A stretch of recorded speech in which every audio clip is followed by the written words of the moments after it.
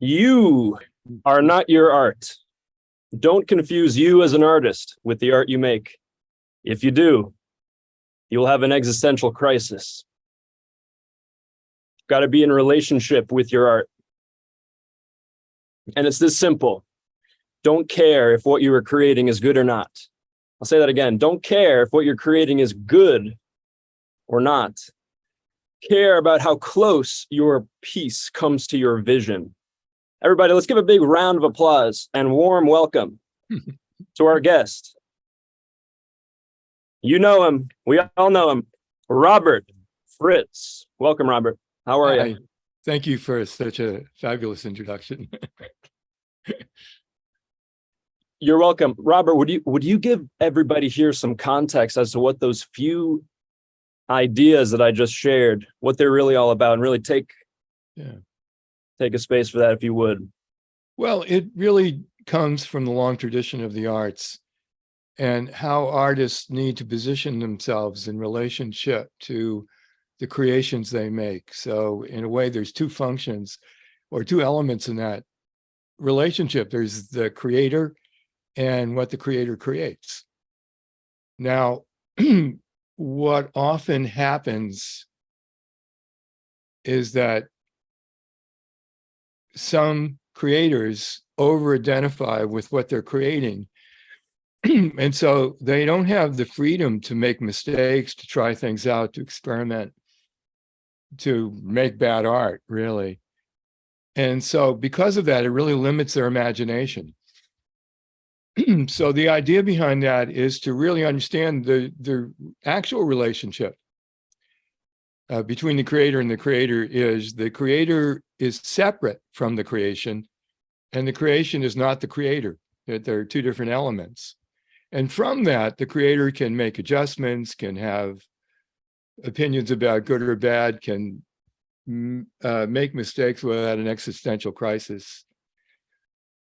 And over time, that experience creates a few things. One is enhanced critical judgment.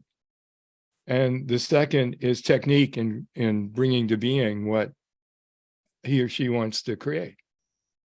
Everybody here is coming from different walks of life. I think it'd be really interesting. Could you everybody put in the chat just a quick, sentence, half sentence that says, I'm either I'm an artist, or I work in an organization, or I'm a coach, or I'm a consultant, or I'm a teacher, or I'm a blah, blah, blah. Does this make sense? And the reason I'm saying that is because, Robert, what we just started talking about is about the arts, and you said it comes from the tradition of the arts. But what I have a hunch is that the work that you've done is really learn how to apply that almost anywhere. Isn't that true? Almost anywhere. It is true. It's just as, excuse me. Yeah, it's just as important to know as a corporate executive as it is to a painter. Eisenhower actually said it best. He said, always take your work, not yourself, seriously. We've got, coaches, leadership consultants, destiny and dream activator, transformative change agents, people. What I want to do is sort of just put out the bullet points, the outline of some of the main tools, techniques, principles, and practices that you use, Robert, to help people from all these different walks of life, whether they're engineers or life coaches or surgeons, kind of get into that state of a relationship in the creative process, creator and creation. And there's basically 3 bullet points that we want to talk about today. Big picture. We want to talk about the creative process. Everybody say that to yourself, creative process. That's what we're going to be learning as a technique. Now, there's so many coaches and consultants and teachers and healers here that we would be remiss if we did not zoom in to this topic right here in the middle called structural consultation. Isn't that right, Robert? Everybody get that idea, structural consultation, and get curious about what that means, because it's fascinating. And we're also going to be talking about human potential, sort of what's the context in which some of this stuff might occur, or what it really all means. But let's start with the creative process. Here's the creative process right here. For all the things that people think about idea generation and things like this, the creative process is no more, no less than what we're looking at right here, which is when a creator is focused in this particular way, where they have a focus on the desired result, the vision, and current reality in such a way that that focus on those two things creates not only motivation, but it creates action plans. It might even create due dates. But this focus is the essence of the creative process in your work. Is that true? And can you build on that for us, Robert? Yeah, that's a form that really describes the essence of the creative process. But the elements that are essential is number one is to know what you want to create. What is the outcome you want to create? Now, I want to make a contrast between thinking in terms of outcomes versus thinking in terms of problems. And particularly those of you who are in industry or in corporation or in business life, the tendency is to think of yourself as problem solvers, and your job in life is to solve problems. And that's a very different act than the creative process. And one of the things to know is you can solve all of your problems and still not have what you want. Creating is a different animal than problem solving. But creating starts with the simple question, what is it you want to bring into being? What do you want to create? And the answer to that question then becomes the focal point of the creative process. Did you want to ask me something, Jared? Yeah, I wanted to dive into this, which is, I've heard you say this about creating and problem solving there's a big difference. So everybody start with that idea. There's a big difference between creating on one hand. I wouldn't use the word big. I would say it's a completely different thing. So it's an essential difference. Essential difference. Even bigger. It's absolutely essential. It's bigger than big. That's what I want to dive into, though, if it's all right with everybody. I want to actually understand what that even means, because here's what I understand it as. Because, Robert's work not only is coming from the world of the arts, but also through the world of what he works on as structural dynamics, which my understanding, Robert, is really a build off of systems thinking. And so let me just put this point out there, and then I want you to react. That essentially, this is fascinating.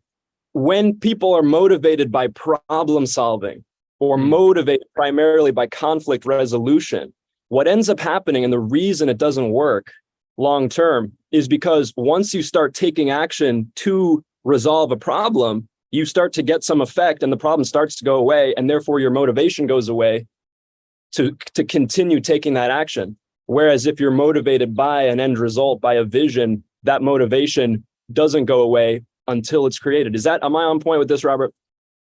You are, but the reason that's so is the underlying structure of anything will determine its behavior. And so what you're looking at in problem solving is a very different underlying structure than in the creative process. That's why they're so different. It's not to say that problem solving doesn't have its place, but it's not creating. And creating actually is the most successful process for accomplishment in history. Not that we learn it in school, because we don't. But if you think about the history of the creative process, it's created all of the arts, science, technology, architecture, some of the best things in civilization come from the creative process. And that if your life is oriented around problems, or your professional life is oriented around problems, what you're missing is the focal point of the outcomes you want to create. And you have very little chance of creating what you want. And you can spend your whole life getting rid of this and then getting rid of that and then getting rid of this other thing. And at the end of the day, you'll still have problems and you won't have what you want. Yeah. Can I get a reaction from anybody here about if this means anything to somebody, about if this sort of is creating any impact or understanding from anybody? You can just, or if you want to argue with it. Even better. I have a thought. It sounds like there's always going to be problems, but your desired outcome can be achieved, where getting rid of all problems, that never can be achieved. Is that kind of the point? And look at your own life as an example of that. Is that true in your own life? You can solve some major problem in your life and still not have what you want. Creating is a different animal. And when you're creating, you're taking action to have something come into being, the creation you want. And when you're problem solving, you're taking action to have something go away. I'm just curious to hear more about, it was a strategy consulting. What was it? Oh, you mean structural consulting? Structural, yes, thank you. I'm curious to hear about how that fits in with the creation process. Yeah. First of all, it's important to understand that in physics and in life, the underlying structure of anything will determine its behavior. And in my books, the Path of Least Resistance books, I make 3 essential points about this. One is energy moves where it's easiest to go. That is the path of least resistance. That's all it can do. Secondly, it's the underlying structure that determines where the energy goes. And it's the riverbed that determines where the water will flow. And the third point is that you can change the underlying structure. Now, if you try to cause change without changing the underlying structure, the pattern is one of oscillation, in which first you move toward change and then there's a reversal, and then you're back where you started from. And we see this, by the way, in organizations all the time in terms of their cycles of oscillation. They build up capacity, downsize, build up capacity, downsize, centralized decision-making, decentralized decision-making, centralized, decentralized. People try to change lifestyle habits, and they do for a while, and then they revert back to where they were before the change. And the underlying structure will determine whether you'll be successful or not in what you're trying. It's nothing personal. It's like gravity. You have to think about structure as physics, because that's exactly what it is. Now, what structural consulting does is it helps, and there's a organizational version of it, and there's a personal version of it. And what it does is it really helps people understand what the structure is that's driving patterns of behavior. And then from that understanding, there can be a change of underlying structure that then leads to different outcomes than the ones that would be predicted by the structure, because the structure has changed. So it's a bit like changing the riverbed so that the path of least resistance now goes in a different direction. And we started talking about the creative process from the arts, but then we're talking about structural consulting and systems. And what I think is fascinating and important to really make relevant here for everybody is how some of these very deep principles, how they apply, and there being something underlying that essentially leads to what Robert talked about as oscillation, where you move forward a little bit, like you move forward towards one goal, but then as soon as you're starting to get there, you have another pull into another direction. So therefore, you never even reach either goal. And can we give an example? No, Jared, you can actually reach your goal and have it for a while, but maintaining the goal is unsustainable because the underlying structure doesn't support it. Let's give an example. Let's give an example from an individual life, just so that we can really see what people are asking here. Like, what does structure mean? And I think it's a really good question. That it's a little abstract, and it's like I'll tell you what. First of all, let me give people a reference point, which is I've started a channel called Robert Fritz Structural Consulting Channel, and right now there are 17 full structural consultations on that channel. Each one of them has a change of underlying structure.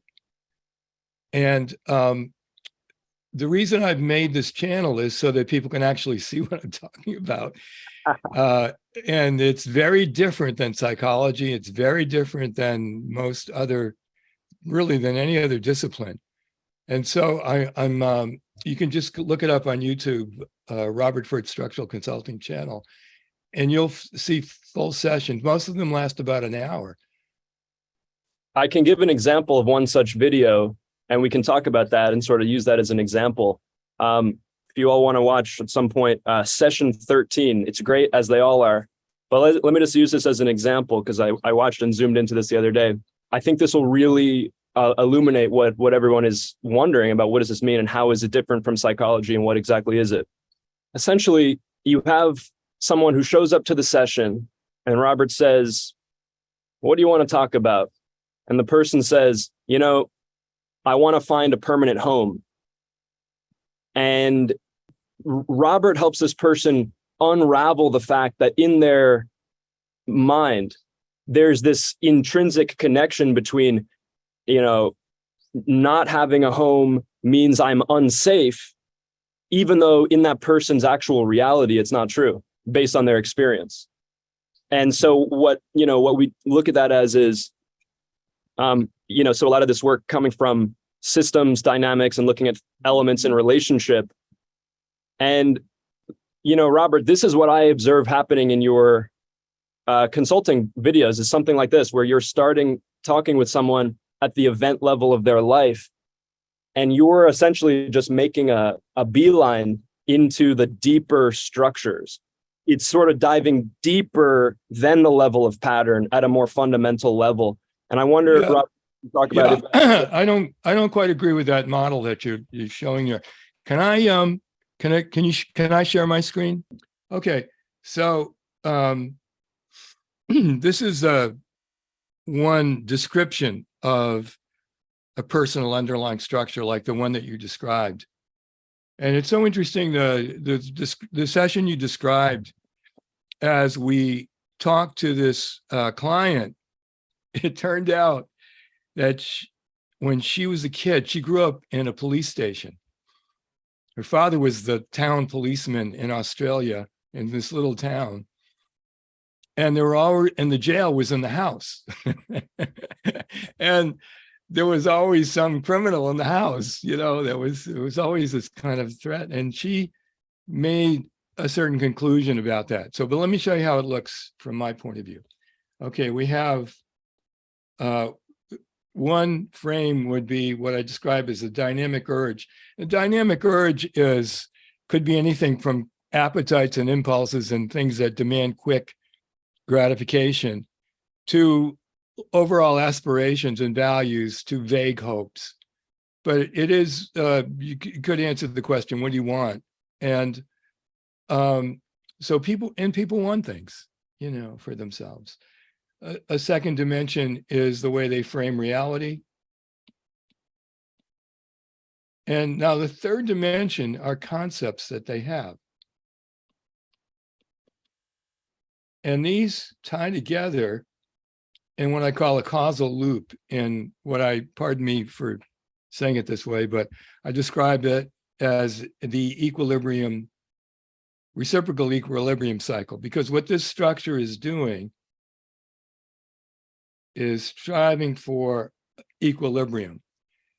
And as some of you might know, my 2 rubber band thing, where I've got let me start this again, where I've got, let's say you're here and you're here.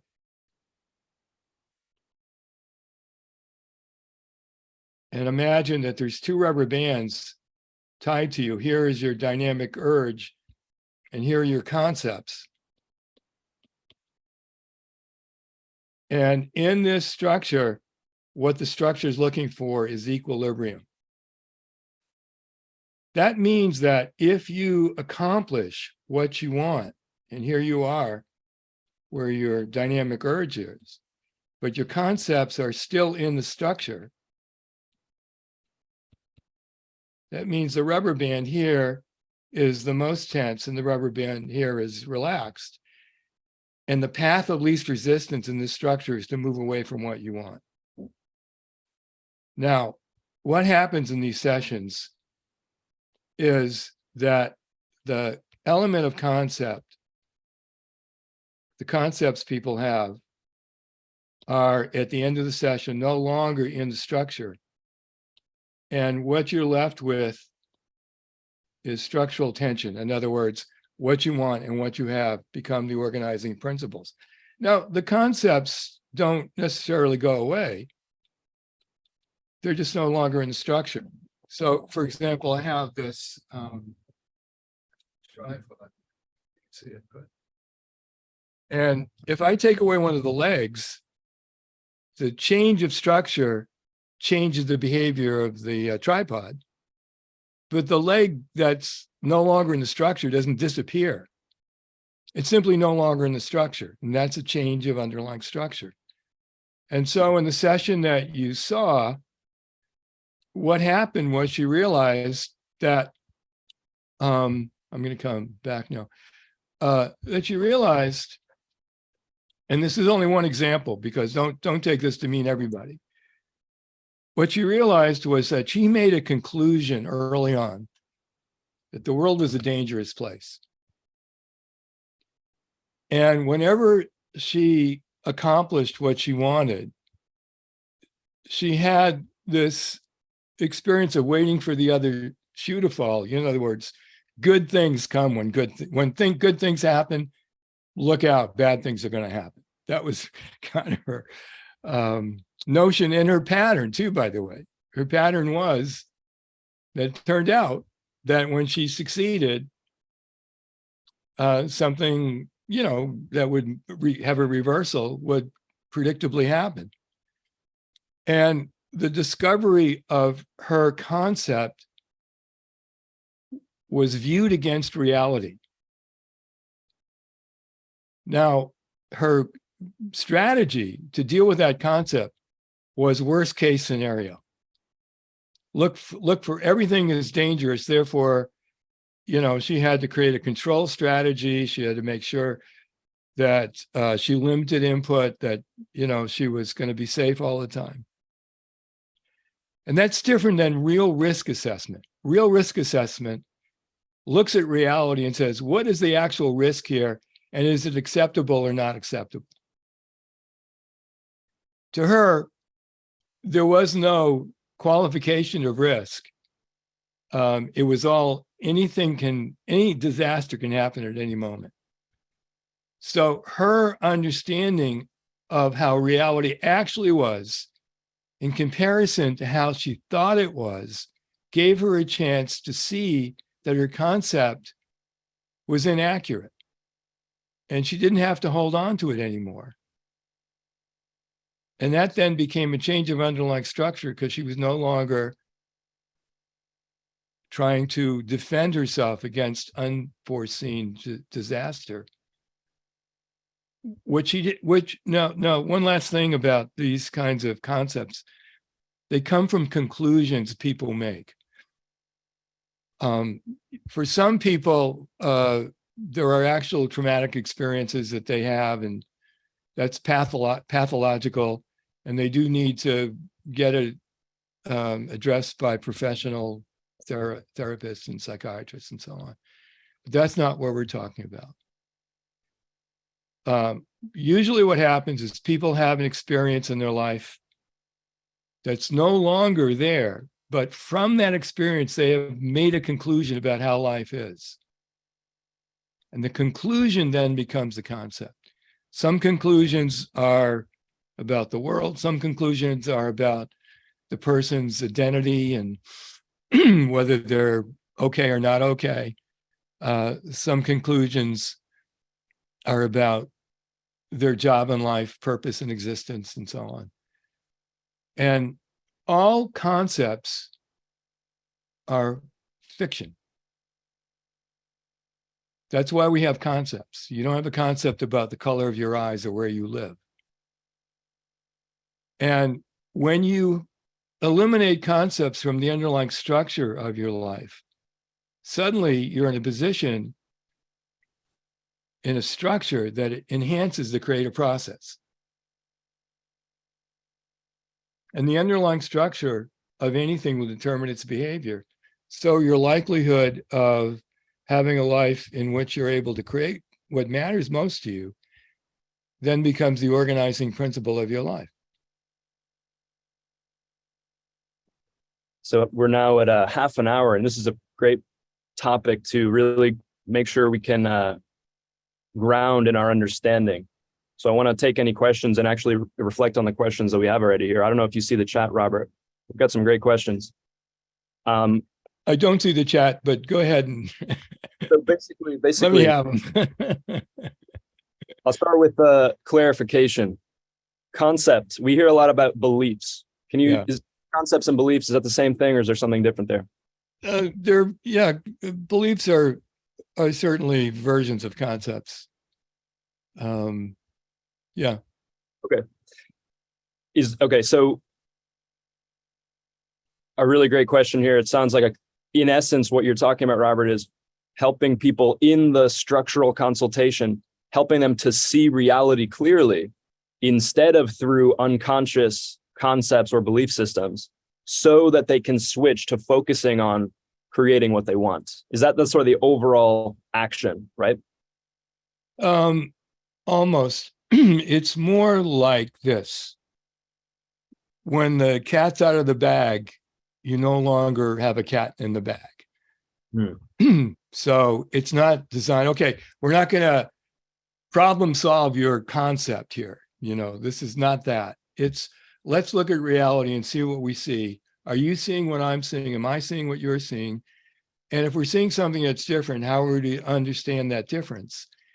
And from that point of view, to get a clear view of reality, also in many cases, a clear view of what you want to create in life, there's no place for the concept to exist then.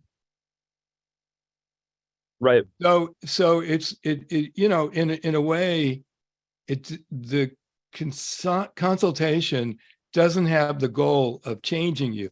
It has the goal of seeing reality.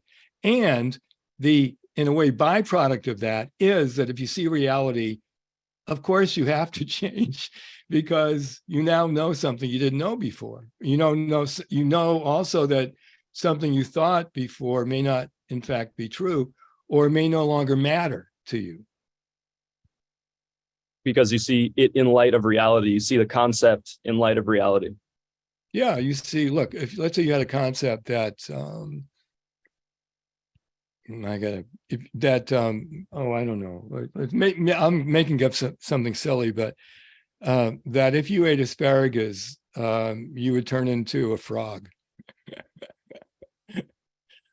So one day somebody sneaks asparagus in your diet, and the next thing you know, you're not a frog.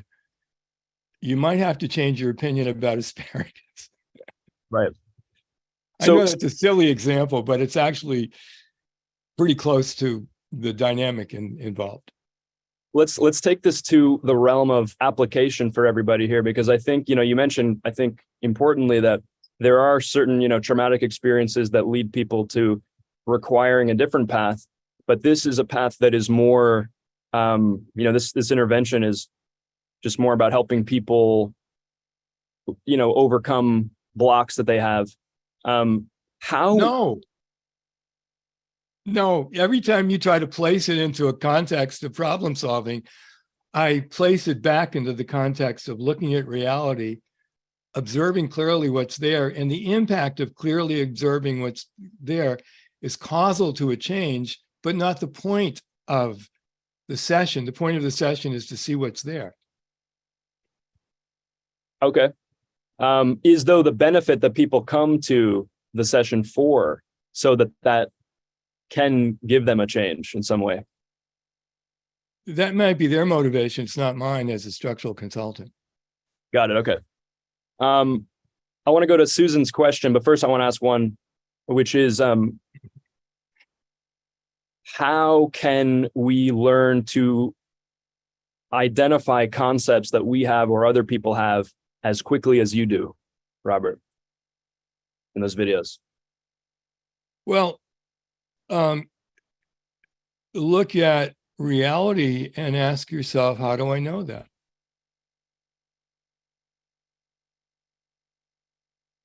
I don't know if you can do it as quickly as I do it, because I'm doing this for a long time, and I also invented it, so it's a bit different. But this instead of making assumptions, make observations. That's probably, that, by the way, is true both in the arts and it's true in just this kind of work. is one of the major things you do is to observe. Got it. Observe. You know, not Bob Dylan said a really interesting thing about the creative process. So the creative process involves imagination, invention, and observation. And he said when he got famous, he could no longer observe people because they're all busy observing him. And he felt that it really hurt his creative process because one of those elements was now missing.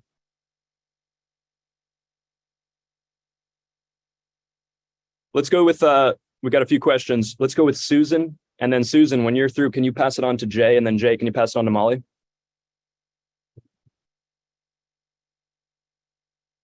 You might be exceeding my cognitive load there, but I'll do my best. Hi, Robert. Hi, Say hey to your champion bodybuilder wife for me. I sure will. I just thought I'd share an experience in going through the structural consulting program and studying Robert's work, and coming to understand that learning this is much more of a mastery than a course-like learning. And in fact, I've come to think of it that it's something that you really have to embody. Focus on embodying it than trying to figure it out, because one of the most powerful experiences I had in the program was just going through and reading poems and having Robert point out to us just how many assumptions we were laying on top of the reading of things. And it's really amazing how we're just constantly filling in the blanks with false data.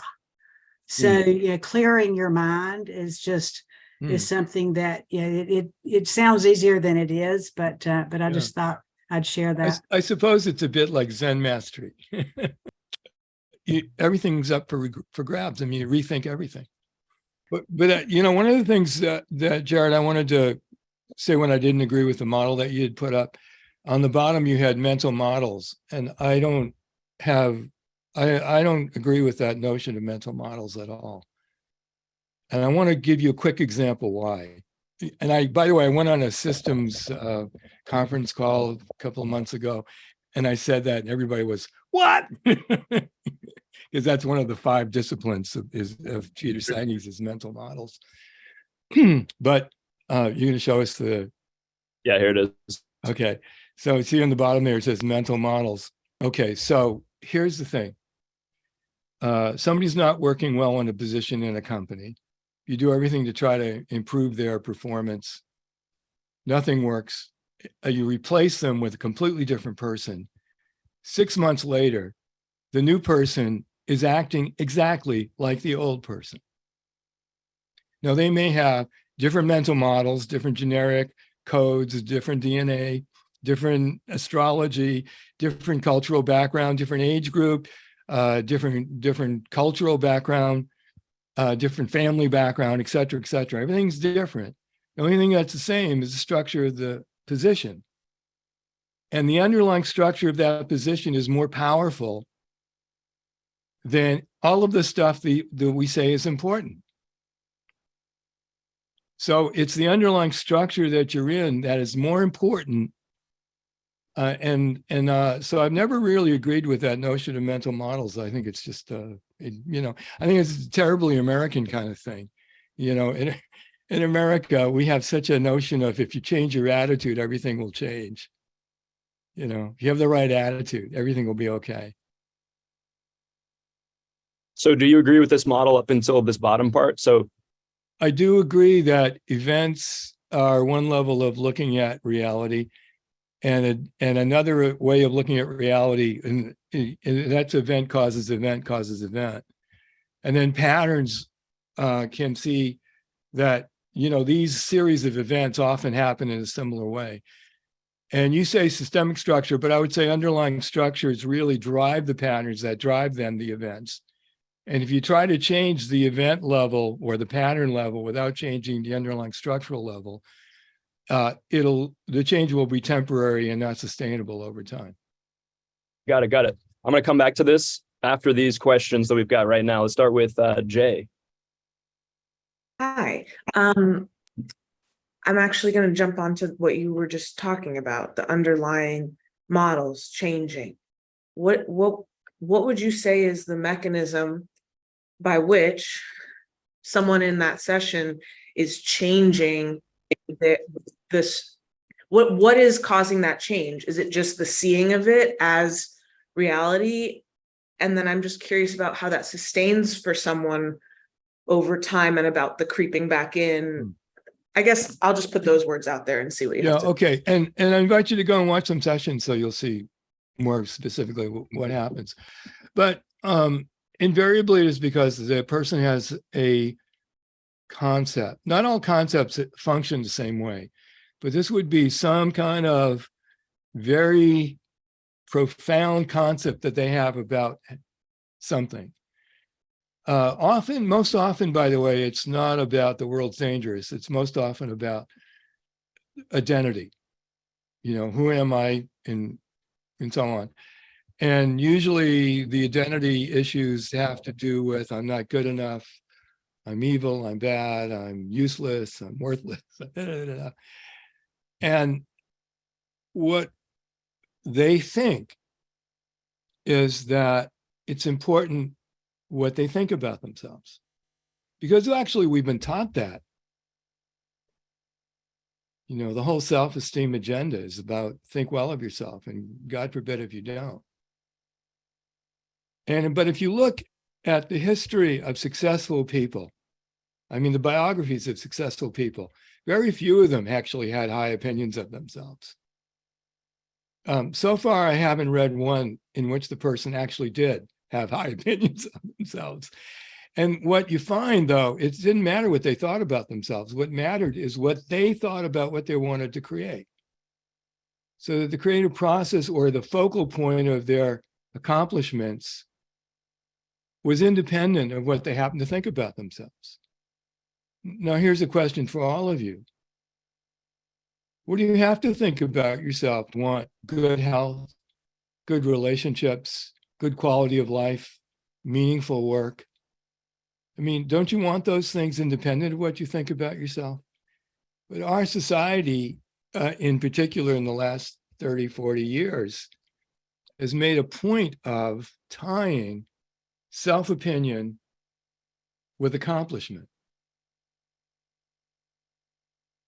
One of the, I have mentioned this before, and I may have mentioned it in one of these programs that we're doing together today. But I used to watch this show called Chopped on the Food Network. And basically Chopped, you start with 4 chefs and they all make an hors d'oeuvre, and then they make a main course, an entree, and then they make a dessert. And each time one of them gets chopped. So you start with 4 chefs, and then there's 3, and then there's 2 in the final round, and only one wins. And almost invariably in the show, and they're mostly American chefs, by the way, invariably in the show, they're interviewing them and they say things like, well, I'm going to win because I have the best attitude. And, they always do this kind of positive thinking, rah, rah, well, I really, blah, blah, blah, I'm going to. And there was only one time I saw this guy lose, and he said, I lost because the other chef was better. You got to think about this. This is a skills-based course. This is a contest, It's just about skill. It's totally about skill. It's not about your attitude. It's about skill. So, and by the way, the guy who said I lost because the other guy was better was French. I didn't ever heard Americans say that. So, in America, we've sort of done this to the world. We've made it seem like if you have the right attitude, everything will work out. And so you better have the right attitude. And what we have found in structural consulting, structural thinking, and structural dynamics is the concepts that one has, and especially the prevailing one is about identity, which incidentally, I ended up writing a book about with Dr. Wayne Anderson called Identity. But what happens is that people tie their identity, and when they accomplish, let's say they're at this point and they have the good relationship or the good job or the good whatever, there's this force in play which says, whatever that is, it's not good enough. And the underlying structure, you have to understand, this is not a psychology principle, structural principle. The principle is that the structure is looking for equilibrium. Anything that has, anything that has a state of non-equilibrium is striving for equilibrium. That's just physics. And so if you're in a state that's non-sustainable, it strives to correct itself. And the way it corrects itself is by you losing the great relationship or the big business success or whatever. And you can see that as a pattern in your life if you kind of track the events and see the commonalities between, when you had something, set out for it, had it for a time, and then there was a reversal. And then at the end of the story, it was not a good ending and you no longer had it. Got it. Let's try to go through these next two questions before the top of the next hour so we can go on to the remaining methods of intervention involved in this. Let's start with Molly and then Brian.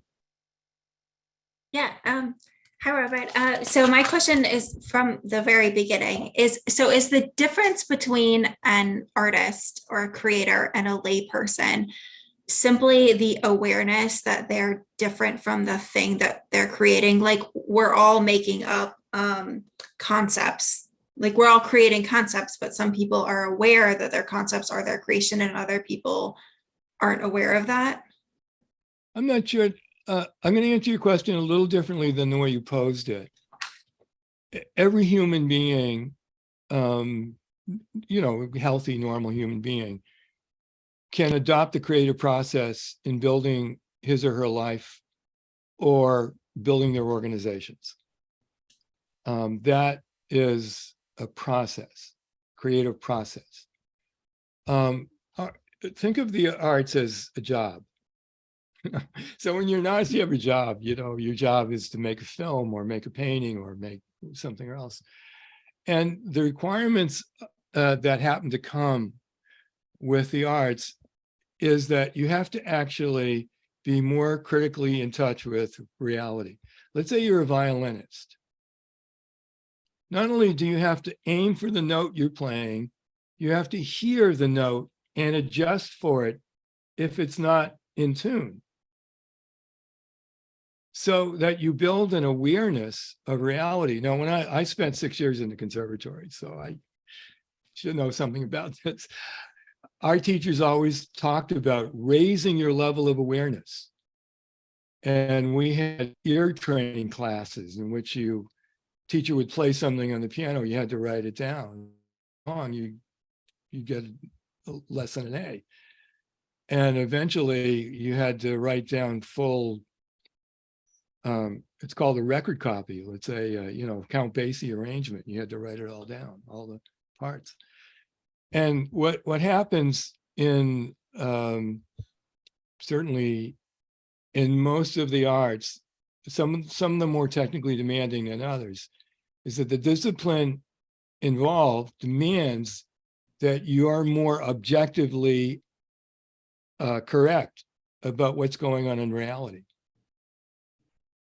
Now, that doesn't mean all artists are structuralists and have this awareness, but they do when they do their art. And they may do their life one way, a different way than they do their art.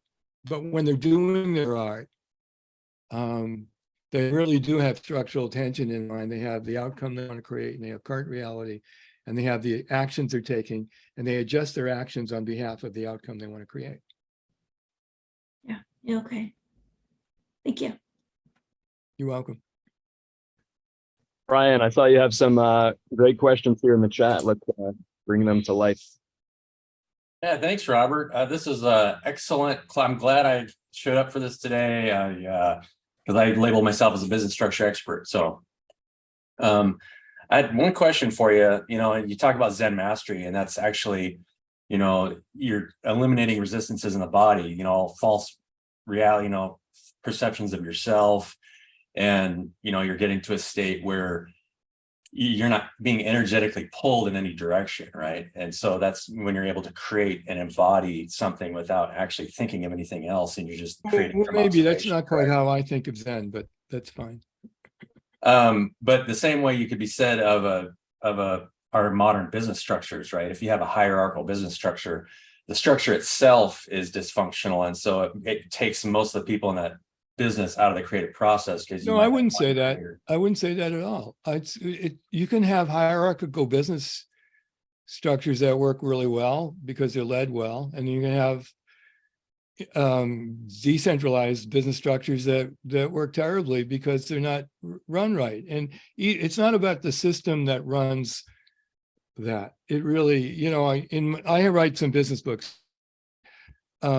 and the structure of business is quite different, by the way, than the structure of personal lives.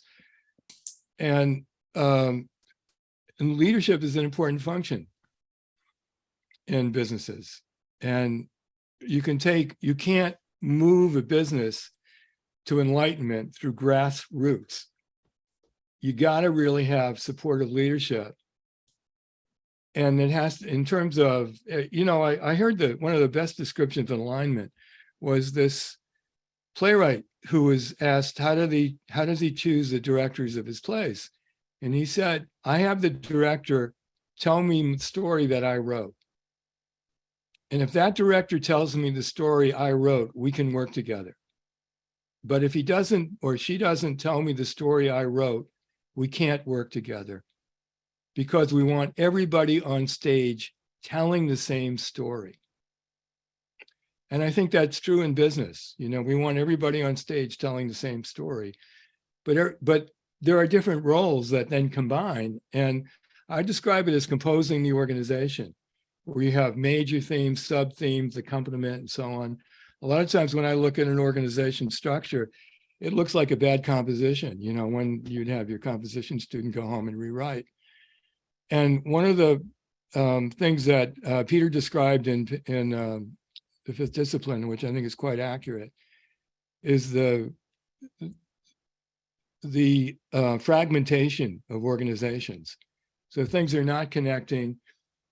There are built-in conflicts of interest all over the place. And those are the structural principles that make organizations quite wasteful. Yeah, well, I mean, when I talk about hierarchical systems, I haven't seen one that didn't have conflicts of interest built into that system. I have. Example? Yeah. I refer you to in Bruce Bedokin's book, The Managerial Moment of Truth. And I work with Bruce Bedokin at Blue Shield of California, and for 5 years. And he took it from a $3 billion to a $9 billion organization. Legacy to very progressive, from the going nowhere to the fastest moving in the industry. And we really talk in that book about how the managerial moment of truth, by the way, is when there's a difference between what was expected and what was delivered, and how you address that moment, and or don't address that moment. And these then become critical moments where you begin to, almost like a self-correcting computer, where the organization begins to align. And when there are inherent conflicts of interest, they're sorted out. They can't be sorted out on their own level. They have to be sorted out hierarchically. Let's say it's quality versus speed. Someone's got to make that decision, because I've commissioned two different people to do different things. And now one of those have to be subordinate to the other, or subsistent to the other. And that's where leadership comes in and say, look, even though speed's important to us, quality might be more important. Or even though quality is important to us, speed to market is more important. And once you make those kind of leadership decisions, you organize accordingly. So yeah, and I've worked with many organizations that in fact have made a change in terms of the parts fitting together like a good composition does, rather than inadvertently fighting against each other. I think the test of a organization that's not well structured is when you have people within the organization compete against each other for the same resource base. That shows you that they don't know what their capacity is costing them. And that should never happen. Right. I mean, I guess I could talk about this subject. We could talk about this subject forever, but I'd love to connect. I with mean, Jeff Brian, this you could meeting. give me lots of examples of bad companies. I would absolutely agree with you. You Right. just said you never saw it. So I just want to let you know, yes, it's possible. And Robert, I'm curious what your definition of Zen is. And I'm curious if hearing what Brian is talking about relates to you at all about the fundamental choice and that idea. Well, I like critical judgment. I think it's really important. And I'm talking about critical judgment, not prejudgment, prejudice, but critical judgment. And it's very important in the creative process because you're always making critical judgments. I had studied with Karl-Heinz Stockhausen, who's one of the 20th century great composers. And he said to me, he said, the thing about the power of composition is he said, you're making thousands of arbitrary decisions. How big to make a note head, how to draw the G clef, et cetera, et cetera. He said, no, they don't change the music at all. He said, but by making those decisions, you learn how to be decisive when it's important. I'm going to tell you my version of Zen in a Zen story. I love these Zen one-upmanship stories. It's always somebody in a Zen disciple. So in this story, there's a disciple of someone, and he's talking about his master, and he says, my master can levitate and can make wheat from his hands, and he's going through all the miracles the master can do. And the Zen disciple is listening very patiently. And when it's his turn, he said, my teacher, when he sleeps, he sleeps. When he walks, he walks. And it's this, think about the tea ceremony, which is something I never understood when I was a kid. I thought, why does it take so long to have a cup of tea? And the tea ceremony really is the ability to be conscious the entire time for each move. And to, so yes, it's observation, but it's this kind of acute being with the thing itself. One last thing is my most recent film I did in Japan. It's called Poem. And it's won over 40 awards. And I have a Zen master in it. And he's a real Zen master, and he's in the film. Now, I wrote his part, so the Zen stuff comes from me that's in the film. But I'll leave the link so you can go and see the film. You can see it on Vimeo. And you'll see the way that subject matter is addressed. Now, he is a Zen Buddhist. I'm not a Zen Buddhist. I'm just a fan of Zen. So I'm not tying in Buddhism with Zen. To me, Zen is a completely different thing than Buddhism. And so that's probably why I'm seeing it quite differently. To you, what is it? Well, it's observation without commentary. And is that the state that you bring into the structural consultation sessions? Yeah, I start with nothing. I don't start with a frame of reference. So I see what's there, and then I see what's there. And from that, I can come to a structural conclusion. That is to say, a conclusion about what the structure is. And then from that, I can then work with the structure. But I don't start with models. I don't start with matrices or. Yeah. So that leads us very nicely into this next hour's initial focus. Robert, I want to talk about, and so let's everyone bring our attention back to, imagine being one-on-one across from somebody that you're aiming to help them see reality. And maybe they have an idea that doing that will, unblock them or do something. But, one of the most interesting techniques that I've learned from your work, Robert, has to do with what you call additive picturing. And you just said, start with nothing. I'm curious, can you speak about that. And if possible, I'd love to hear how that does tie into your notion of Zen and how that relates to the sessions themselves with additive picturing, start with nothing. Well, our education is start with something. I mean, that's why education primarily is the acquisition of knowledge, with the idea that knowledge is a good thing. Okay, you have knowledge, what are you going to do with it?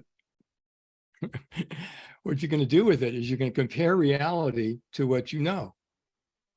So that then becomes comparative thinking, not original thinking. In other words, you're not looking at something originally and saying, what have I got here? And you're not actually processing thinking. What you're doing is you're compartmentalizing what you see with what you know. Mm. So if you're talking to someone and you start without a notion of what you might find, what you might see, and then you make pictures of what they're saying. These are not metaphorical pictures, they're more illustrative pictures. And the way for me I do it is it's like a little film crew in my head. And while the person's talking, I'm picturing what they're saying. And then I'm feeding back to them what I understand, and they correct it if it's wrong. And then I correct the picture. And then at a certain point, I have a pretty good picture of what the reality is. Now, why visual thinking is better is linear, language is linear thinking, and word. Visual thinking is dimensional. So you can more easily see the relationships between and among things and how they impact each other and why certain relationships would cause certain structures. And then if you change certain relationships, that would change those structures. So I don't know if that's too technical for folks, but. Well, I think this is really the gold, honestly. I think a lot of us here are folks who work one-on-one with others. And I think this is such a unique skill set that, I remember in your course a few years ago, you said something like, you'd put us in a room, a breakout room, and have us, listen to somebody talk to us for 10 minutes or 8 minutes or something like that, and just tell us about a room in their house. And it was actually it may have seemed like 10 minutes, but it was actually 2 minutes. Okay, so then, but the instruction was listen, start with nothing. The instruction was start with nothing. Listen to what is said and picture what is said. And you specifically said the phrase, assume the position and hang out with the pictures. And, you spoke about the Western bias of trying to solve for something versus the approach here, where you really are earnestly focused on observation. And there's something about that there's kind of two threads of curiosity for me here. One of them is simply for folks who maybe don't have the most acute visual imagination, how do they take on that action of visual picturing what somebody's telling them? And then the second one is just, I guess, more into just how to overcome that bias to want to, compare or want to respond and relax into that state. Because I noticed that having that relaxed state allows that to occur. But I'm curious if you can speak about that. I let me say it slightly differently than you're describing it.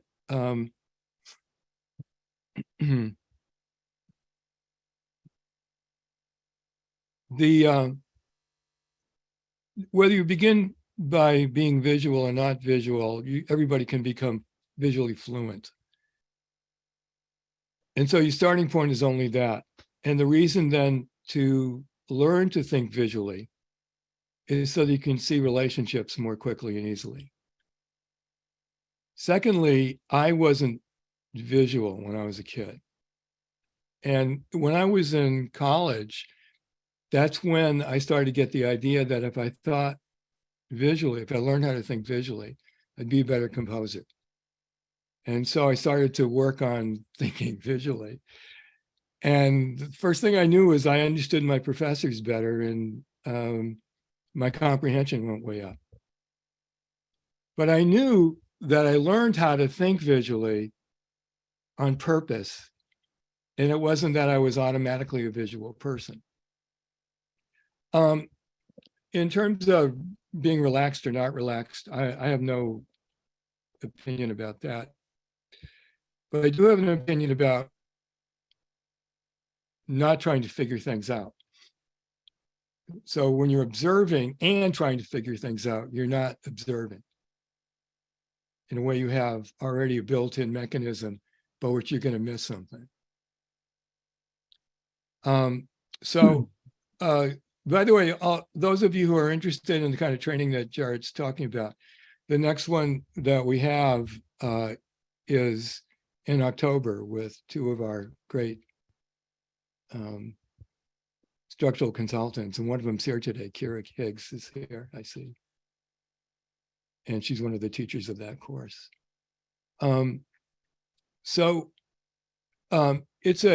talking about a 4-day program, and it's a little hard to give you a headline that would give you the experience of a 4-day program, in which there's a lot of exercises and skill building and so on.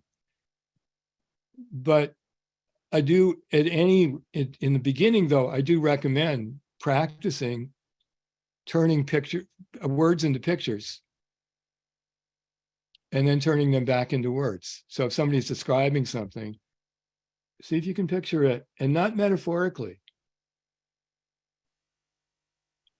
See if you can illustrate it and make it into a movie.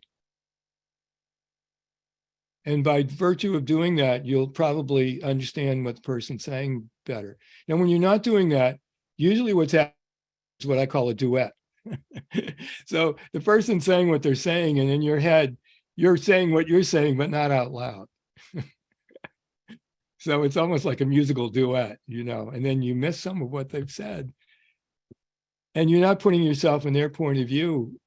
You're putting yourself in their point of view, waiting for when they stop talking so you can get your idea in. And that's not really listening. Got it. We've got a question from Heather. And by the way, thank you for giving us this headline, Robert. Heather.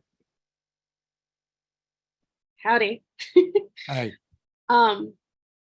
So I kind of wrote it down, but when you're observing and you're trying to figure things out, like why is it that you're not observing? Is it like I just want to hear in your words how exactly it would be a detriment to observation to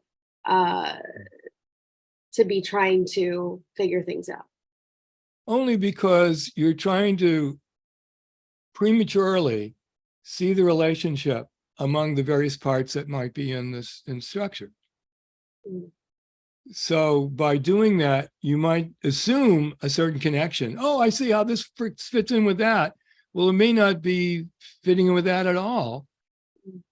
But the reason that you'll then miss, how your immediate conclusion might bias your observation or what your next question might be. And why not figure it out? And what will happen is that eventually the understanding of the structure will emerge because you can't miss it because you've observed reality so accurately. Cool. Thank you. You're welcome. So this is gonna. By the way, it's a lot less work. Yeah. I remember in that class, something that you mentioned is that when you go and, do consulting with companies, you don't write things down. And now maybe I don't take notes. No. Yeah. And so can you talk about how can you talk a little bit about how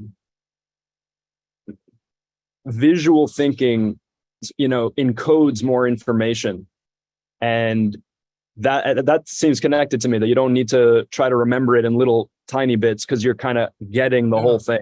When you learn to think visually, your retention is unbelievable. It's almost like having a photographic memory. When you're taking notes, while you're taking the note, you're missing something. So I was working with a structural consultant on a project for a major Canadian company. And partly the process was strategic planning, but before that we do interviews, and we were doing interviews, in this case on the phone, with a number of senior people who were going to be in the planning session. And the first couple of interviews, I said to her, "Are you seeing what I'm seeing?" And she wasn't. And then the next one I was saying, "And do you see what I'm saying?" And she wasn't. I said, "Wait a second, are you taking notes?" And she said, "Yeah." I said, "Put away your notes. Don't take any more notes. Just picture what they're saying." And so for the next 5 or 6 or 7 interviews, she did do that. And she started to really see what I was seeing. You don't, everything I notes about are sometimes the names of products or weird things that are not visual, like a process. So one level deeper into this visual thinking stuff, to me, is the aspect of zoom and framing. And I'm going to give 3 categories here for everybody. And I want you to know, or, I want you to see if this means anything to you, if you can relate to this. In Robert's work, one of the things he talks about is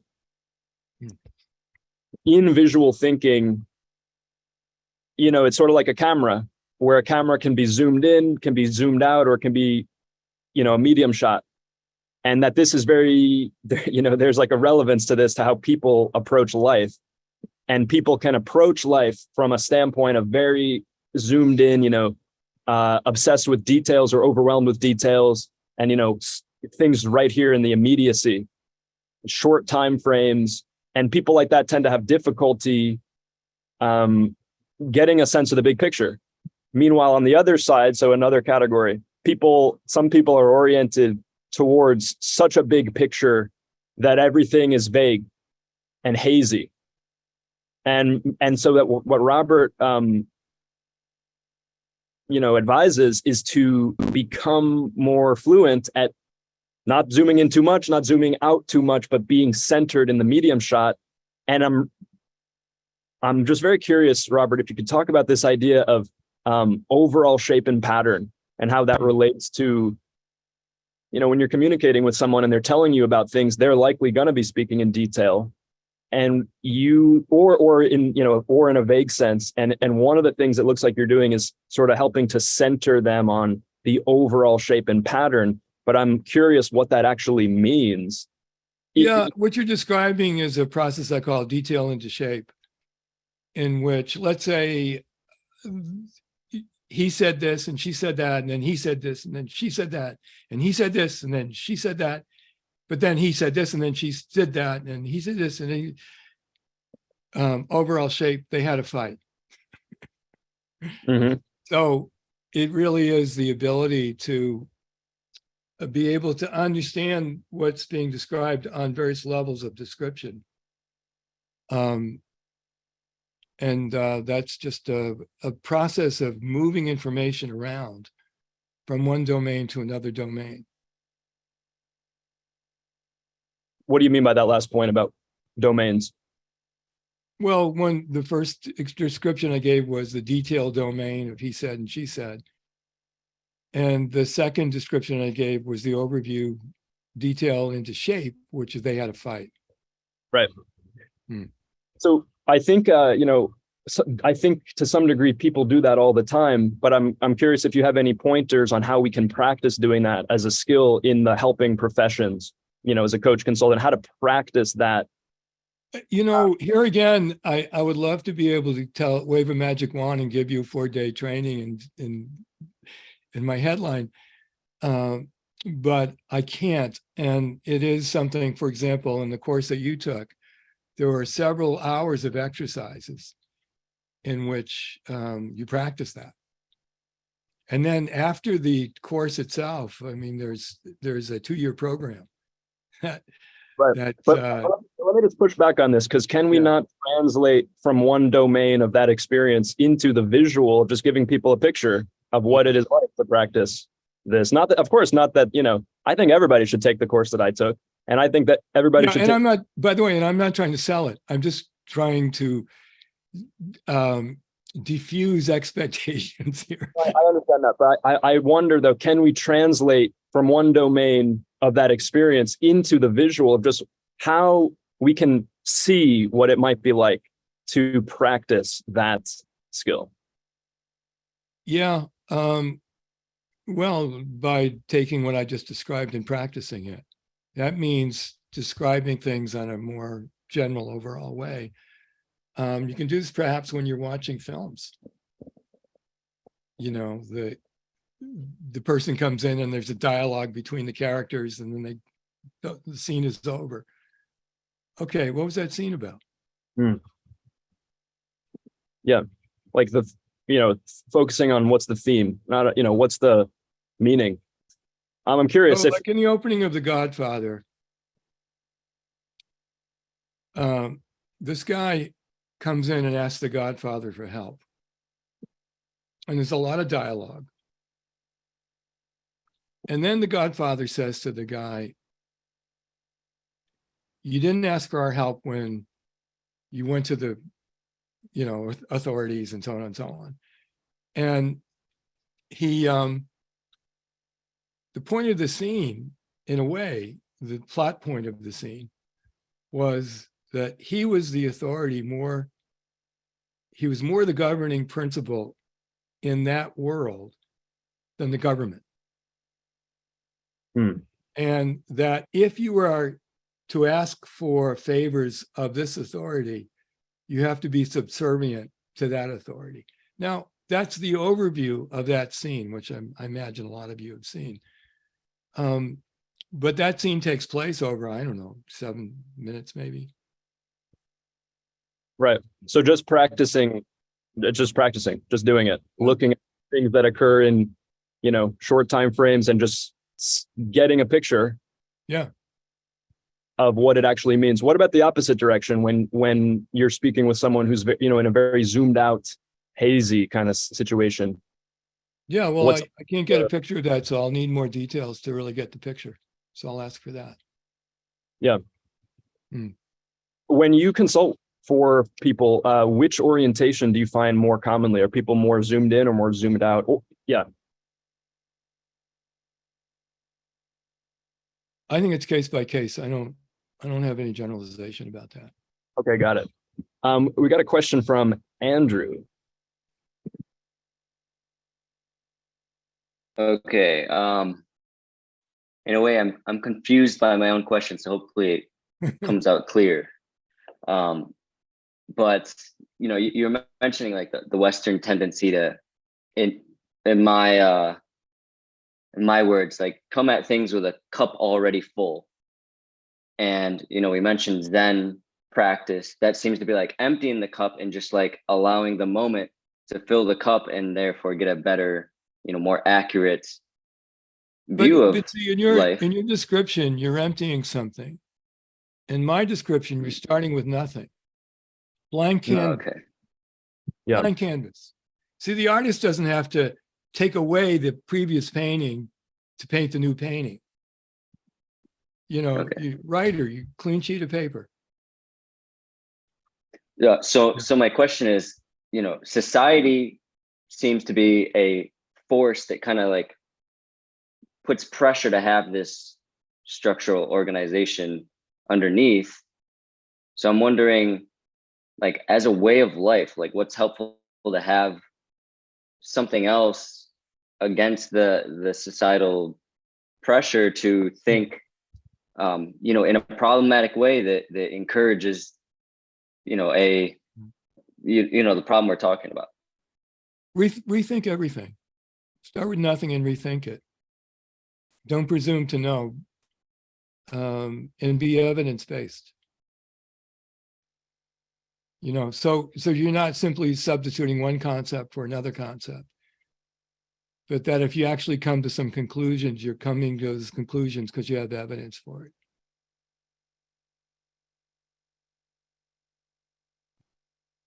I'm curious, Robert, when you say, have the blank canvas, one of the places that I've, observed your work take that very well is in, creating your life, right? Creating your life. And I'm wondering can you give any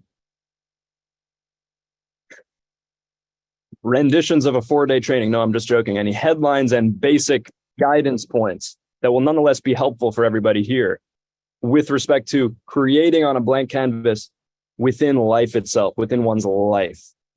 What Okay. questions do you tend to ask, or how do you go about that, looking at life as a blank canvas? Well, no matter what the past has been, independent of that, what do you want to create in your future? What do you want? What matters to you? Have you organized your life around those things that matter most to you? And if you haven't, it's not that you're going to suddenly change, but there might be a transition between where you are now to where you want to be. But that has to start with the answer to the question, where do you want to be? What is it that you want to create in your life? What matters to you most? And it doesn't have to be highfalutin, and it doesn't have to sound as if it's pretentious or has nobility. It has to be yours. Do you know what I mean? It has to be something that you actually do care about, and nobody else gets a vote about what you should care about. And you don't have to, be a big shot about it. You could be a little shot. Sometimes in life, the smallest things are the most precious. But if you don't start with the question, what do I want my life to be? How do I want to live my life? You won't be able to answer that question. I've got a couple follow-ups to this, but I think this is really important. This is where a lot of this stuff matters, obviously. Wait, before you say that, there are plenty of people who want to tell you how your life should be and want to tell you what the purpose of your life is. And almost invariably, their suggestion to you is your purpose should be fulfilling their idea of what life should be, independent of anything you happen to think. So I think there's a degree of freedom of individuality here that is not antisocial, but it really is freedom of the individual to think in your own terms, independent of anybody else's opinion. Right. And just to bring this back to the whole, structural consultation thing, is it fair to say that for some people, an effect that they have from those sessions, it almost seems like some kind of a restoration of that? What do I actually want? It's not, in other words, that one of the effects of the structural sessions, we talked about seeing reality clearly, but it also seems like one of the other effects is that their vision becomes reprioritized. They say, oh, that other thing isn't what I actually care about. This is, brought back into sometimes that happens. And sometimes they did know what they cared about, and they didn't know what was holding them back. And they still care about what they cared about. But the focal point of the creative process, the organizing principle, then in the structure becomes their choice and not the circumstances. Right. How can we, and then I'm going to go to a question we have, but how can someone know if their life is organized around what matters most to them? In other words, if they haven't reached their goal yet, how can someone know if they are organized, if they've made their primary choice? And if you could talk about what that means, how can they know if they've done that or not? They're organized around what they care about. Well, because you know that you're taking actions on behalf of those things that give you a chance. There's no guarantee, but your chances go up of creating what matters to you when you're moving in the direction of what matters to you. Which means that the organizing principle in your life are your deepest values and your highest aspirations. Yeah. And you may not ever get there, depending on how high your aspirations are. But you know that the actions you're taking are consistent with your aspirations and your values. Sounds like pragmatic soul searching. In a way, but you know, I I remember having this when I was in the music business, having this discussion about what grade does with a bunch of musicians, and we're all, you know, had our own stupid opinions, and finally this bass player said, he said it best. He said, "Great jazz, when it's happening, you're glad you're there." Right. So And you I know, think that's how it is. yeah, I understand. Well, I guess just one more point before we go into Eden's question, but because I think that I really think this is very important, you know, is there, how can we bring more attention to that question of being organized around one's priority? Seems so. I'm not, I understand your question. The built-in assumption to that question is that there's something holding you back from just asking that question. Well, I suppose what I'm talking about is people's levels of self-deception, where they might say, oh, well, you know, I'm doing this, but there are deeper levels that they could access to do even more, some of which could be the actual thing that makes a difference. And I don't know that it's actually deeper. It might be more superficial. I mean, it's just the answer to the question, what do you want? And it doesn't have to be deep or profound. This is kind of a point I'm trying to make. You don't have to dig for it.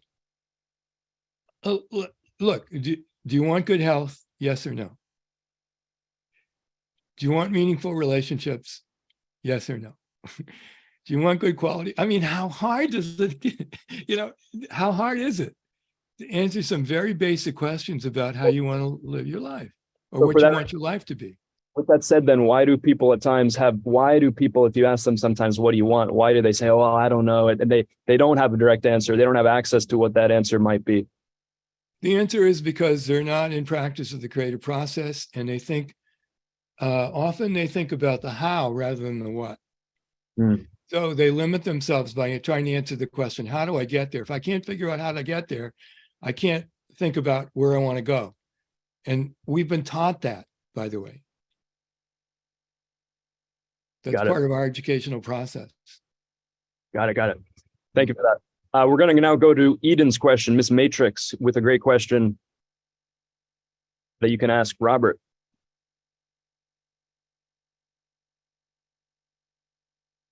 Or maybe if there's no audio, I can just ask the question, although it might be over my head here. The question is it better to rethink beliefs and concepts with a clean slate? In other words, I have zero beliefs and starting with a clean base versus I have these beliefs and I'm reconfiguring based on the current beliefs held. Is it better to rethink beliefs and concepts with a clean slate? Well, the simple answer is yes,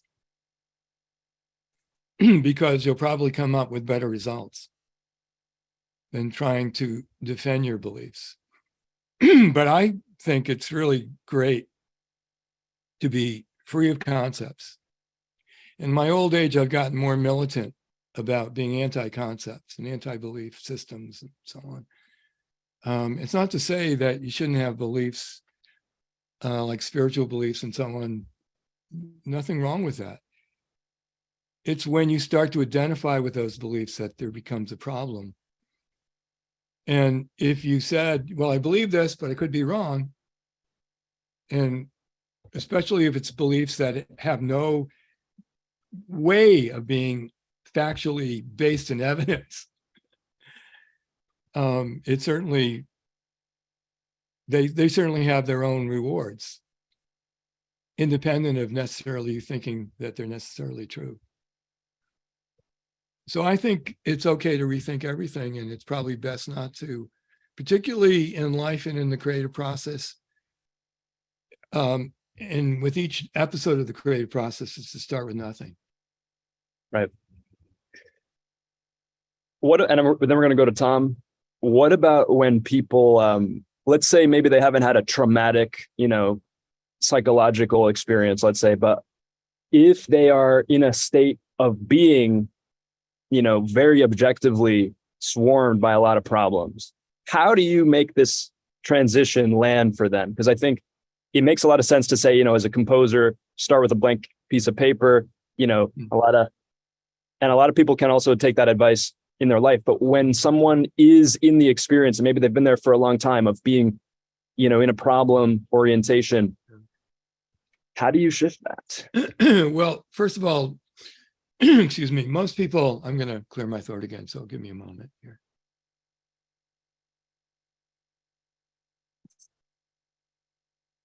The conclusions that people make are usually invisible to them.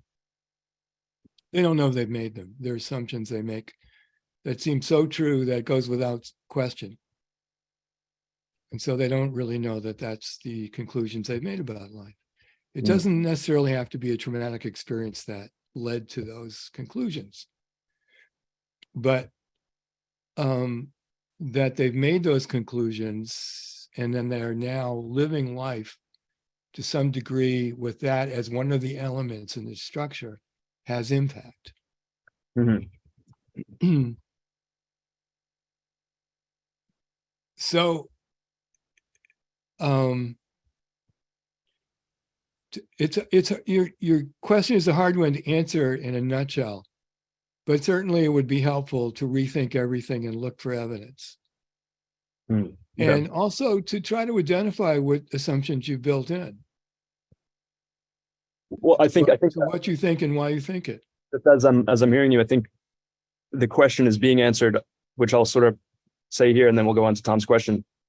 Seems almost like it really comes down to this thing that whether you have problems or not, don't be identified with beliefs, have a vision, whether you can achieve it or not is not the focus of that. So even if someone is swarmed with a lot of problems, having a desire that they're focused on will help them move forward anyway, or at least live a better life in some way. No, what it could do is create a wider oscillation, because as they go after their vision, and if they accomplish it, and there's still that concept pulling them in the other direction. Well, not concepts, like problems. Like in other words, if you say my vision is to, X, Y, Z, do all these great things, but there's such a they're so far away from that they could call it a problem. Okay, well, I think I think it's good to start small and get into the habit of creating. So create a lot of small stuff, but bring it home. Yeah. Set out for something, create it. Set out for something else, create it. Set out for something else, create it. Get a foundation in the creative process, which will then allow you to know what that's like. And then when the subject matter becomes more complex, you will already have had the experience of creating many things. Awesome. Also, vision is a term that I'm sort of responsible for making it popular, but I'm not totally happy with it, because it almost gives the impression of some metaphysical insight that comes down from on high. And in the arts, it's just we make something up. We know it doesn't come on from on high. We know we made it up, and you take editorial control over your own life by organizing it around things you make up. Mm-hmm. And fact is, there's no right way to live your life, but there might be many right ways to live your life on behalf of what matters to you.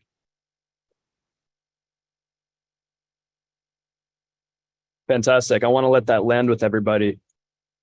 Taking editorial control of your life, organizing your life around things you make up. Let's see if that finds a space for us. And then I want to go to Tom's question. Tom. First, thanks to Robert for coming to visit again, and Jared for rocking as a host. Thank you. It's a great session. I have a question about a term you brought up earlier, and you just brought it up again recently. See if I can locate it right. It's this idea of evidence-based, because I think many in the audience here see lots of discussions about finger pointing between pseudoscience and real science and what you know, what you don't know. And I think you mean something specific about that, so I'd like us to understand it better. What do you look for evidence? Whose evidence? Well, I look at reality and see if the assumptions that are made are true. And is there evidence for them? And sometimes, let's say you're working in a company and you think somebody is not doing their job. What evidence do you have for that? Now, your opinion may or may not be accurate. What does matter is to know exactly whether the person's actually doing the job or not. And so that evaluation of reality against opinion is that at the end of the day, we might change our opinion and say, gee, I didn't think they were doing their job, but they're doing a great job. One of the things that Peter Senge said that I thought was great, he said the difference between the arts and philosophy. He said, in the arts, you actually have to create an artifact. You have something, you have a painting, you have a piece of music. In philosophy, you don't. In the arts, by having the final result, you can bestow opinion on the final result. You may like it, you may not like it. You might when a painter signs the painting, what the painter is saying in essence is this painting matches my vision of this painting. And so in a way, that's evidence of here's the vision, here's the painting, this painting matches my vision of this painting. What the painter's doing in the meantime is they've got the canvas, they've got their picture of the end result, they have the current reality, they keep adjusting the painting until finally the desired state is the same as the actual state, and then they sign the painting. So that's kind of what I mean by evidence-based.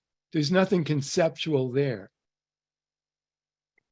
So I want to shift topics. Robert, in the session that Tom hosted a few months ago, maybe in the last minute or so, I asked you a question that was really at the core of my interest, and I want to follow up on that now as we have more than 1 minute. One of the things that you talk about is start with nothing. It doesn't matter what you think about yourself. I don't know where I heard it through the grapevine. I heard that you had worked with Werner Erhard, so I asked you that question, and you said yes.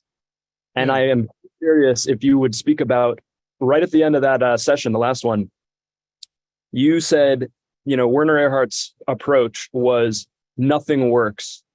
And to me, that connected to, it did not connect as an equivalency, but it was an interesting contrast. Nothing works and start with nothing. And I'm just very curious to know about, this is a big question, but I want to, for the next several minutes, speak about your own experiences that led you to this sort of simplicity that you have now, going through the human potential movement and the mind programming world, and realizing that a lot of the folks that were focused on that internal work were not ending up creating things. And then you shifted your orientation. I wonder if you could talk about that from your own experience. Okay, to begin with, the Peter Senge, myself, and Charlie Kiefer did a workshop for Werner Erhard, the Hunger Project, the Breakthrough Foundation, about 100 people in the room, including Werner. And we did a course called Leadership Mastery that we had created. And so that was my experience with Werner. I thought that Werner was an interesting guy. And I thought that he came to the wrong conclusion because the story about Estes, he was going across, the story about this, Jared, in terms of him going over the Golden Gate Bridge. I want to hear you say it, but something like he had been doing all these different, practices, trying to reach a state of realization, and then none of it was going to help him. And so that's what he taught people, was that nothing's going to help you, just be here now, or something like that. But you say it in your words, because I wasn't there. No, but it actually was, nothing works. He came to the conclusion that nothing works. So therefore, if nothing works, stop trying to do anything.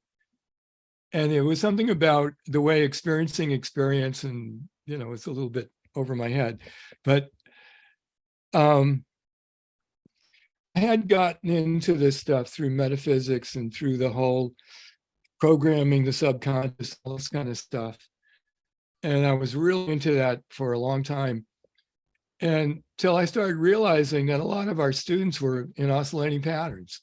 And so when I started to see the oscillating patterns, I had to ask the question, what's causing these oscillations?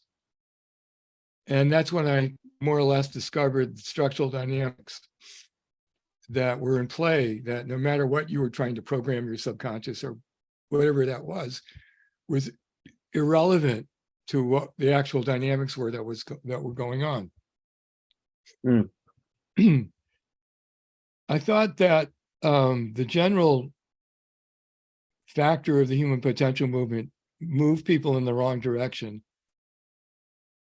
to make them more focused on themselves and internalizing and how am I doing, rather than how well am I creating the outcome I want to create.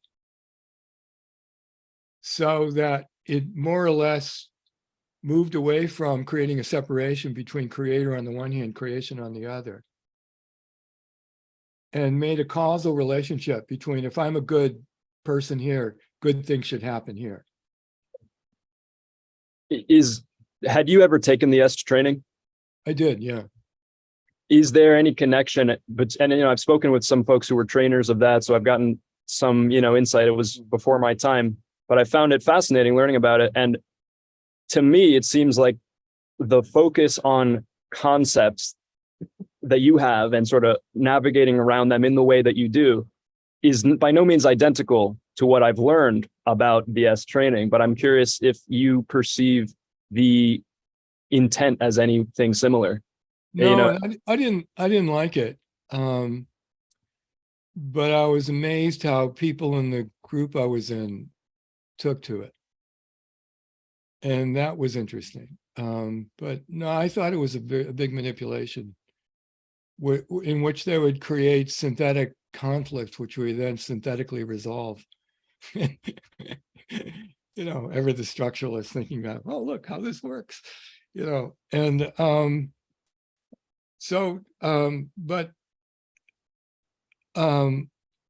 I did do it because I knew a lot of people who did it and raved about it, so I wanted to try it out. But I wasn't a big fan of it, and I didn't learn a lot there at all. Got it. But I did learn. What I have to say though is I did learn about how defensive people were who were in the training. That just surprised me.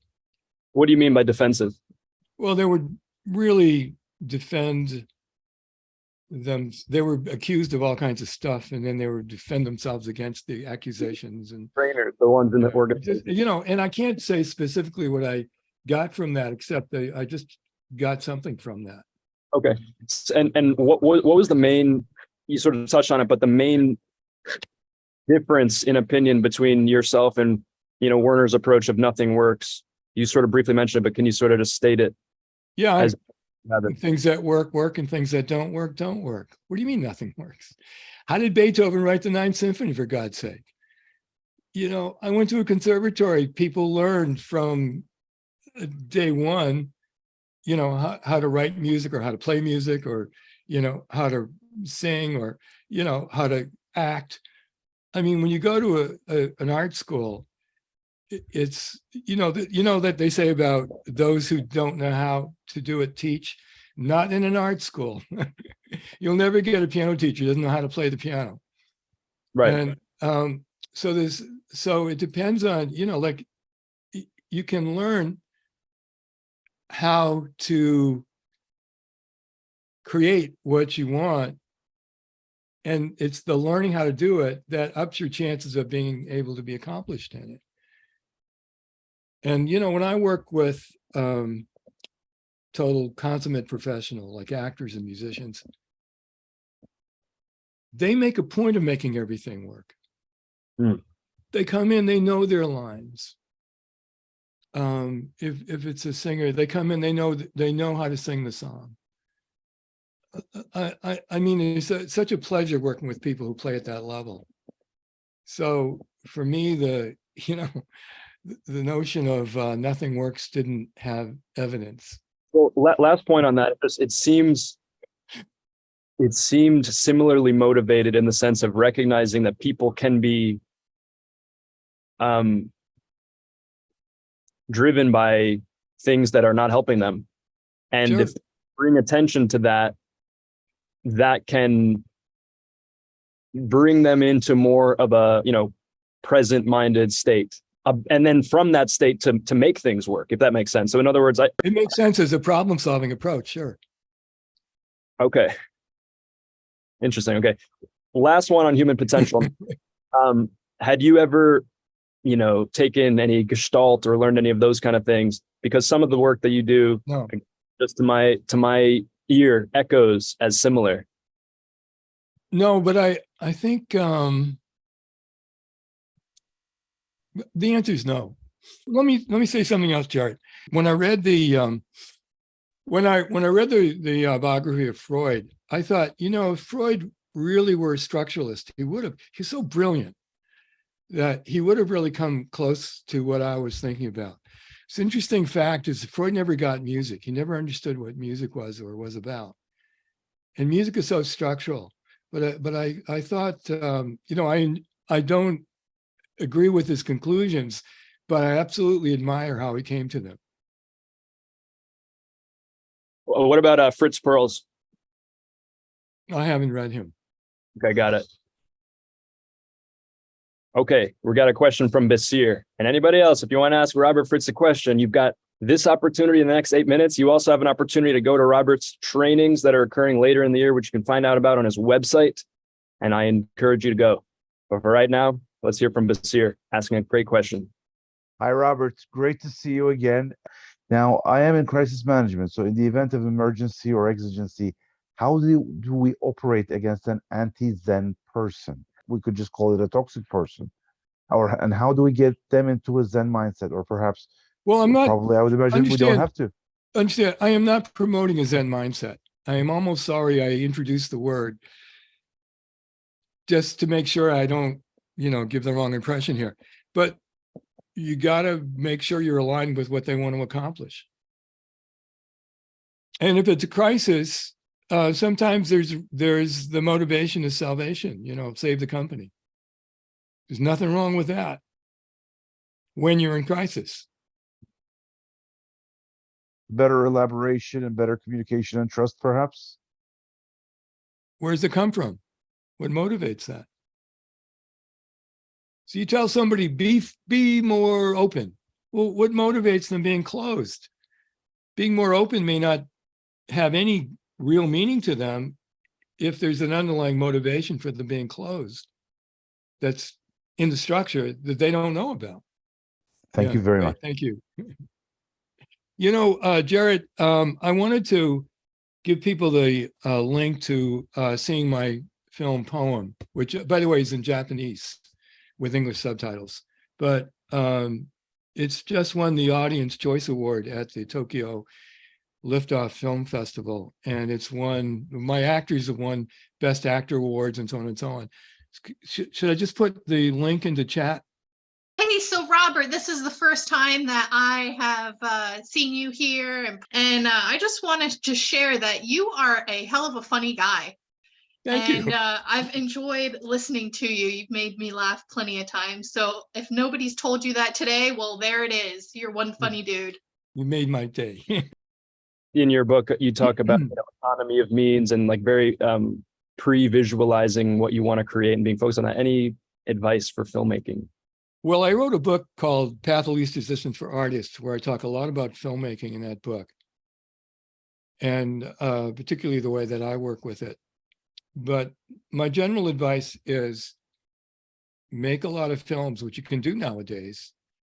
Edit your own films, because what will happen when you edit your films is you'll see how directorially, how certain decisions that you make end up with an editorial influence. Excuse me.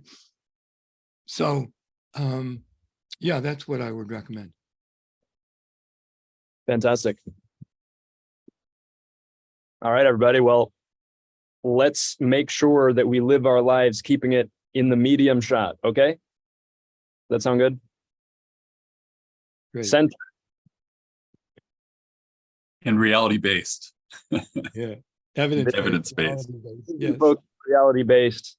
Yeah, we one of my famous sayings, according to Google, is reality is an acquired taste.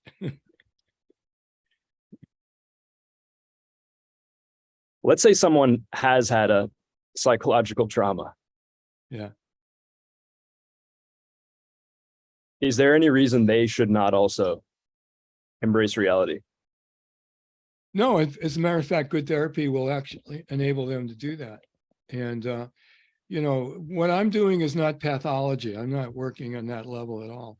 So I really respect pathology, psychological pathology. And if that's the need, you should definitely go to a professional. Would you turn someone away if they had a pathology, or would you work with them simultaneous, side by side with a Depending case by case, but I would turn them away if I needed to, if I thought there was no